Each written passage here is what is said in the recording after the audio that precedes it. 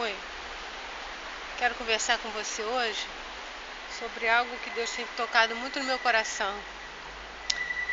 A renúncia como um privilégio na vida da gente. Difícil, né? Mas não é não. Parece. Eu vou ler com você um pedacinho de Lucas 14, que diz assim: Grandes multidões o acompanhavam, e ele, voltando-se, lhes disse: Se alguém vem a mim e não aborrece seu pai, sua mãe, e mulher, e filhos, irmãos e irmãs, e ainda sua própria vida, não pode ser meu discípulo. E qualquer que não tomar sua cruz e vier após mim, não pode ser meu discípulo. Pois qual de vós, pretendendo construir uma torre, não se assenta primeiro para calcular a despesa e verificar se tem os meios para concluir? Para não suceder que, tendo lançado os alicerces e não podendo acabar, todos os que virem zombem dele, dizendo: Esse homem começou a construir e não pôde acabar. Ou qual é o rei que, indo para combater outro rei, não se assenta primeiro para calcular se com 10.000 homens poderá enfrentar o que vem contra ele com 20.000? Caso contrário, estando o outro ainda longe, envia-lhe uma embaixada pedindo condições de paz. Assim, pois, todo aquele que dentre vós não renuncia a tudo quanto tem, não pode ser meu discípulo. E depois a gente continua a leitura. Eu fiz várias anotações aqui quando eu li essa passagem, porque o que Deus tem me revelado é que a renúncia, ao contrário da imagem que se tem secularmente, principalmente nessa geração, que já houve um tempo até que a renúncia era uma virtude social, moral, né? Abnegação. Mas nos dias de hoje, renúncia é algo impensável, é algo absurdo.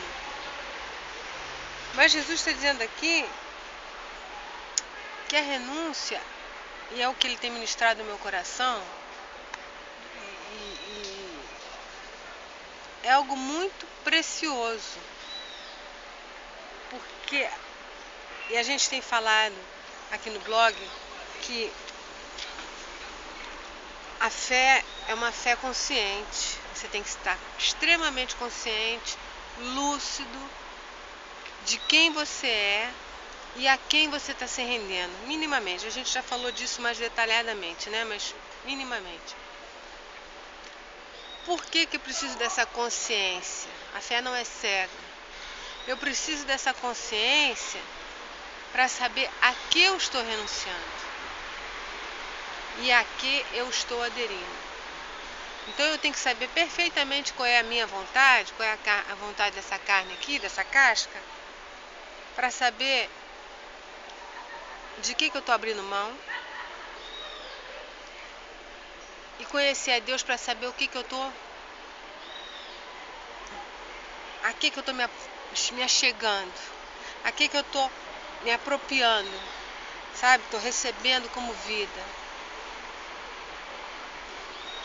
Então eu peguei alguns comentários, coisa que eu não gosto de fazer, eu gosto de ler, meditar com o Senhor, mas o Senhor me levou, eu peguei alguns comentários do pastor Russell Shedd, e quando ele diz: se alguém não aborrece, ao contrário daquela imagem que a gente já até tratou numa outra mensagem, de aborrecer, não ser encher a paciência da pessoa, ele coloca assim: aborrecer é aborrecer o maior desejo por qualquer afeição natural. Eu tenho que aborrecer o desejo daquela afeição natural, qualquer que ela seja. Ou seja, a afeição natural, o que a minha carne está querendo. eu tenho que aborrecer a essa afeição natural, que na sua efetividade faz uma barreira entre eu e Deus, que faz uma barreira de distanciamento, de falta de prioridade, entende? E como abismo puxa abismo, isso vai se aprofundando. Porque ele não está dizendo para a gente abandonar pai, mãe, mulher, filho, não está falando para abandonar, para deixar de lado. Pelo contrário, ele até fala: o que adianta ganhar o mundo inteiro e perder a sua casa?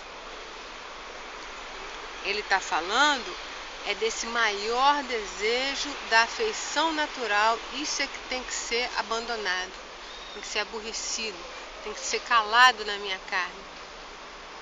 Eu tenho que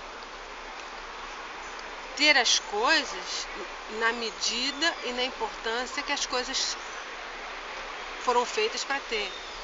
A família é algo importantíssimo, tanto quanto, ou exatamente por isso, é que tem sido atacado violentamente. O respeito aos pais, a educação dos filhos, a comunhão entre os irmãos. Isso tem sido atacado violentamente, porque isso é preciosíssimo aos olhos de Deus. Mas eu não posso deixar que nada disso ocupe o lugar ou a prioridade que pertence ao meu Senhor. Aí ele continua aqui. Uma outra coisa do comentário do pastor Chid que eu peguei, que na verdade a gente já tinha tratado sobre essa passagem numa outra mensagem, né? Mas eu estou voltando porque eu gostei dos comentários dele. Quando diz, aliás, eu amo o pastor Chid, só de passagem. E qualquer que não tomar a sua cruz e vier após mim, não pode ser meu discípulo. Então ele diz que tomar a sua cruz é a rendição total. Normalmente as pessoas entendem a cruz, secularmente, como um fardo que eu tenho que carregar, algo pesado, uma dor, um sofrimento. Ah, você tem esclerose múltipla, isso é a cruz que Deus deu para carregar. Deus não me deu essa cruz para carregar, isso aí não é cruz, isso aí é uma coisa da vida. A cruz, quando ele diz que cada um tem que tomar sua cruz, significa rendição total. Eu tenho que me render a Cristo. Eu tenho que me render ao senhorio dele. Eu tenho que me render à vontade. Abrindo mão das minhas. Lembra por isso que começou lá falando aborrecer, abrir mão das minhas afeições naturais? Quando eu abro mão das minhas afeições naturais, eu posso ter essa rendição total. Posso me render totalmente. Porque eu já estou livre desse fardo cultural, social, emocional, dessas máscaras, desses pesos, dessas cobranças todas. Estou livre da culpa, estou livre da teoria da conspiração, sabe? Estou livre, então agora eu posso me render. Foi para a liberdade que Cristo me libertou, libertou você. Não foi para a gente carregar um fardo, foi para a gente estar livre na cruz. E eu gosto de pensar, como eu já coloquei na outra mensagem, essa é a visão que o pastor Chid colocou, mas eu gosto de colocar o meu entendimento de tomar a cruz, que a cruz é lugar de perdão. Foi onde Jesus consumou a redenção pelo perdão. Então eu entendo também que tomar a nossa cruz, né? Tomar a cruz é tomar o perdão. Primeiro, aceitando o perdão que nos foi gratuitamente concedido. E aí eu entender que Deus me perdoou gratuitamente e eu me perdoar gratuitamente. E isso feito, eu tendo a revelação do amor dele, do perdão dele por mim, e podendo me perdoar, eu posso perdoar os que estão à minha volta. É óbvio, a gente já disse aqui, em outras mensagens, que essa carninha aqui não se converte, né? Quem nasce de novo somos nós, ela continua aqui, inteirinha. E ela grita, ela esperneia. Então, às vezes, eu levo um pisão assim no pé, olha, ela dá uns gritos, que eu até me assusto. Mas, cale-se toda a carne diante do Senhor. Aí nós fazemos igual a Paulo, né? Eu e você, esmurramos ela, cala a boca aí, ó. E na cruz podemos viver o ministério da reconciliação, do perdão, porque a cruz é lugar de perdão.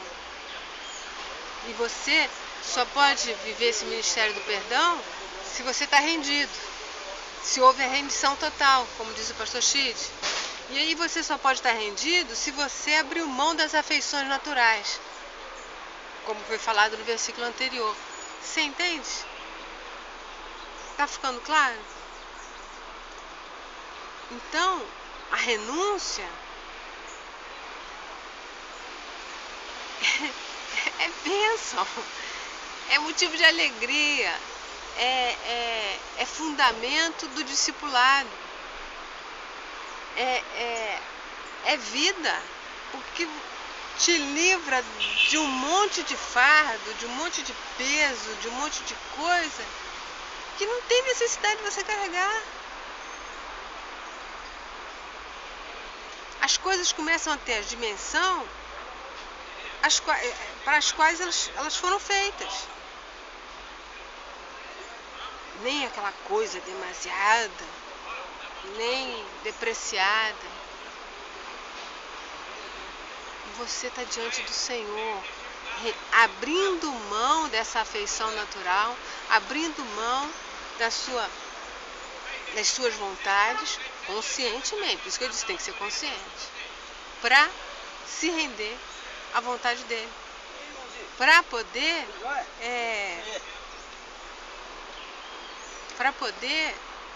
se render à vontade dele,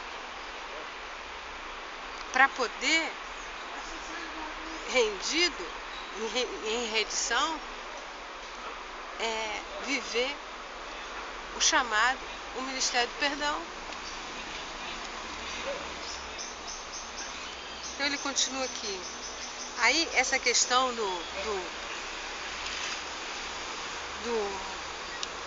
de fazer os cálculos para a construção da torre, fazer os cálculos para ir para a guerra, senão é melhor nem começar a torre. Você faz isso, não vai dar, então não começa. Eu não vou conseguir com esse exército aqui, eu não vou conseguir enfrentar aquele ali, então nem saio, já mando logo fazer um tratado de paz, mando o pessoal lá, né? Por quê? Porque vai ser perda. Se com 10 mil eu não vou vencer, eu vou sair dessa história, além de perder, eu vou sair com 2 mil, os outros vão ser massacrados. Então o que o rei faz? Vai lá e fala que a gente aceita o acordo.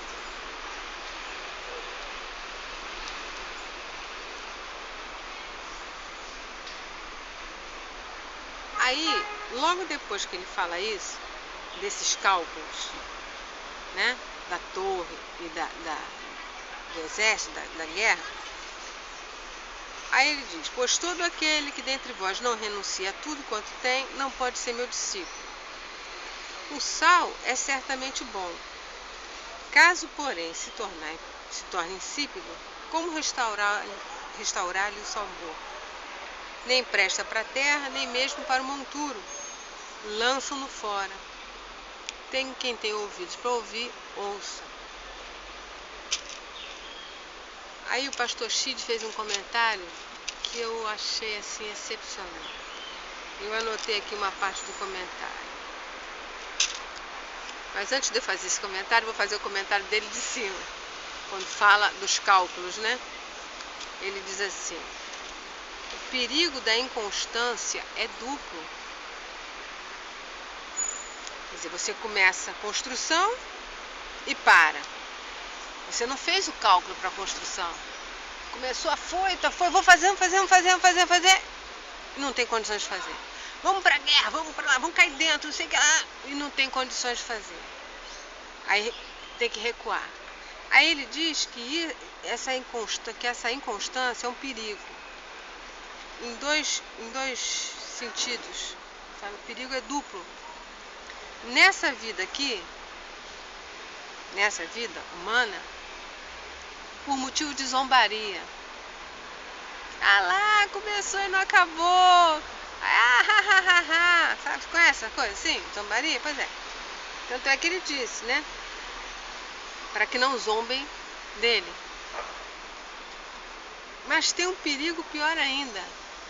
E zombaria a gente aguenta, né? Aos trancos e barrancos, mas a gente aguenta. O outro perigo é para a vida eterna. Você não calcula direito e perde. Perda total para a vida eterna. Porque você não calculou, não pensou, fez voto de tolo. Sabe? Então quando ele fala do sal, o sal é bom. Nós fomos chamados para salgar essa terra, para dar gosto de vida, gosto de alegria. Uma comidinha com sal dá uma alegria. Pega uma comidinha sem sal, é horrível, né? A gente até se acostuma, se não tiver outro jeito, tem que comer sem sal, tem que comer sem sal. Mas que um salzinho dá um gosto, dá uma alegria na festa, dá, né? Outro dia meu neto falou, sal é bom, né? Falei, é. Sabe o que eu faço? Ele é pequenininho, né? Sabe o que eu faço quando eu tô com os dedos cheios de sal? Eu falei, não, o que você faz? Ele é assim, ó. Eu falei, não tem nada mais gostoso, né, meu filho? E sal é gostoso. Dá um gostinho bom na boca, né? Um gostinho de vida. E Jesus fala pra gente ser esse salzinho que fica no dedinho assim, coisa boa, vou desperdiçar esse sal? Nada, vou lavar a mão. Uma delícia. Eu falei, isso mesmo, meu filho, aproveita. Aproveita o salzinho que tá no dedo. E aí ele fala, o Senhor fala, o sal é bom, mas tem o perigo dele se tornar insípido. Aí não tem como restaurar sabor e não serve para nada. Aí o pastor Chide fez um comentário que eu achei. O sal insípido, vou usar uma expressão popular que não fede nem cheira, não serve para nada. Tá ali, é sal, mas não serve para nada, né? Ele fala que é o crente morno. Eita, nós! É o crente morno que não calcula o preço em seguir a Cristo. Aí começa muito afoito. Agora eu sou crente. Pode ver quente que eu tô fervendo. Aí não calcula, sabe? Aí, na primeira trombada, opa, já dá uma... Aí começa a ficar insípido. Aí fica aquele crente religioso, vai à igreja, vai não sei o que lá, cumpre os rituais, mas já não tem mais gosto. Tem que calcular. E como é que a gente calcula o preço em seguir a Cristo? Isso o pastor Chide não deixou anotado, mas eu vou ousar complementar. Como é que a gente calcula o preço em seguir a Cristo? Conhecendo Ele.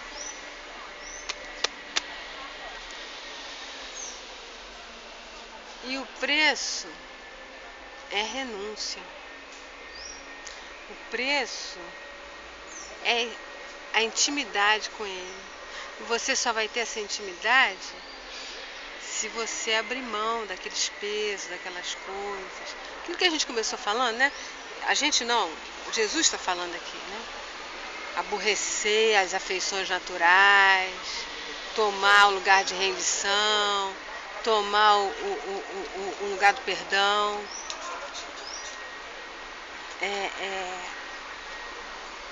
Esse é o preço.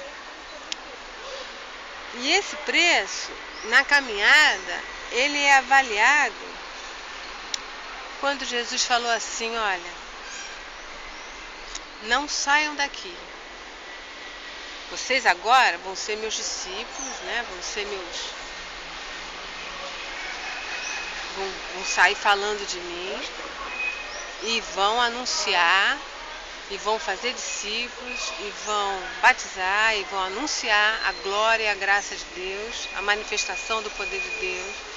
Mas ele disse, olha, não saiam daqui enquanto do alto vocês não receberem um revestimento. Isso é importantíssimo. Porque quando a gente se converte, quando a gente tem um encontro com Jesus, a alegria é tão grande que você quer sair, né? Mas não calcula. Não calcula. Por isso que eu falei, a fé não é cega. Tem que ser consciente, lúcida, sabe? Deus quer conversar com a gente, Ele quer capacitar a gente. Ele chama a gente para uma caminhada, é um dia de cada vez, é com calma, sabe? Vai comendo pão, vai ouvindo aqueles que já comem há mais tempo, e vai meditando, e vai orando, e vai buscando em Deus, sabe? Porque precisa de revestimento. Porque se você não tiver o revestimento do alto, a capacitação que vem de Deus, a direção que vem de Deus, você vai entrar numa guerra que você não vai conseguir acabar. Vai se machucar. Mas aí como você ama Jesus, entende? Como você ama Jesus, você não, estou falando você metaforicamente, né? Estou falando genericamente. A pessoa como ama Jesus, ela não sai. Ela não diz, eu não quero mais nada com Jesus. Ela continua ali, mas aí ela se agarra aos rituais para dizer que ainda está ali. Mas ela não está mais. É o crente morno, né, que ficou sem gosto. Se ele não disser que vai à missa, que vai ao culto aos domingos, se ele não disser que ele jejua, se ele não disser que ele dá o dízimo, ninguém sabe que ele é crente. Porque ele não tem mais gosto. Você entende? Então ele está falando aqui, ó. Voltando à anotação aqui do X, ele diz, tem que calcular o preço em seguida. Não pode sair, vou construir, não pode. Sabe? Tem que ter discernimento, tem que pedir ao Senhor direção, ensino. Tem que pedir a Ele, sabe? Um revestimento do alto. Para não começar uma coisa que não só não vai dar em nada, como vai dar em zombaria para você, como vai dar em dor para você, como você vai falar, puxa, eu não entendi, eu estava tão apaixonado, eu fui, e agora eu tô aqui assim, levando essa vidinha bem religiosa, por causa disso, porque não soube calcular. E o cálculo é esse, é comer pão, pedir a Deus a revelação do pão, sabe? Esperar a direção, o revestimento, sabe? E desejar, porque evidentemente isso não é a gente que faz, né? Desejar se ver livre dessas afeições naturais. Porque se você desejar, ao invés de se agarrar a elas, você desejar se ver livre desse peso das afeições naturais, dessa casquinha aqui, aí ele vem e te livra. Sabe? É você ir para tomar sua cruz como rendição ao senhorio de Cristo. Dizer, Senhor, as minhas vontades, os meus projetos são esses, esses e esses. Mas, ó, tá tudo diante de ti. Eu quero que tu me digas, é isso que é para eu fazer? É outra coisa? Se for outra coisa, Senhor, eu abro mão disso e faço outra coisa. Isso é calcular. Você entende? É ir para a cruz como lugar de perdão, porque as afrontas, as perseguições, as zombarias, as humilhações vêm de todos os lados e de situações que você nem espera, que aparentemente não tem absolutamente nada a ver. Mas é ali que o calo dói, é ali que o inimigo da nossa salvação vai tentar atacar.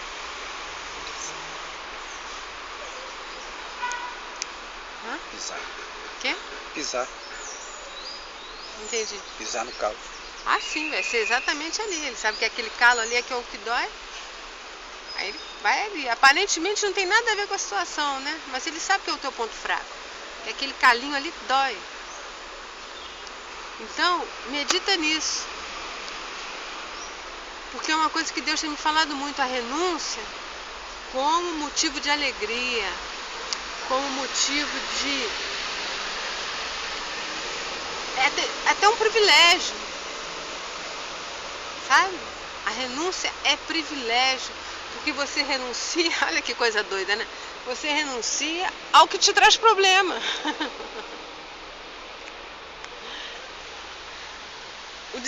A renúncia é o fundamento do discipulado.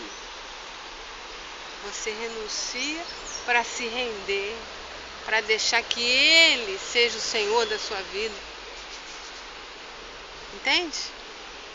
Para não se tornar insípido, para não se tornar sem sabor. E o Senhor fala lá em Apocalipse, né? Crente, dá nojo, dá vontade de vomitar.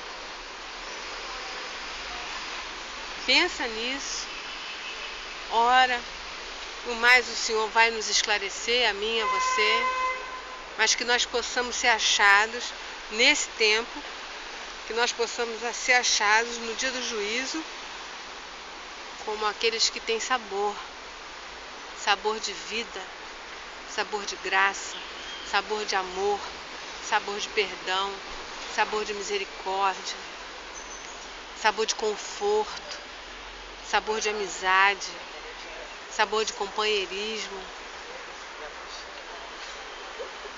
Beijo no teu coração. Pensa nisso. Tchau.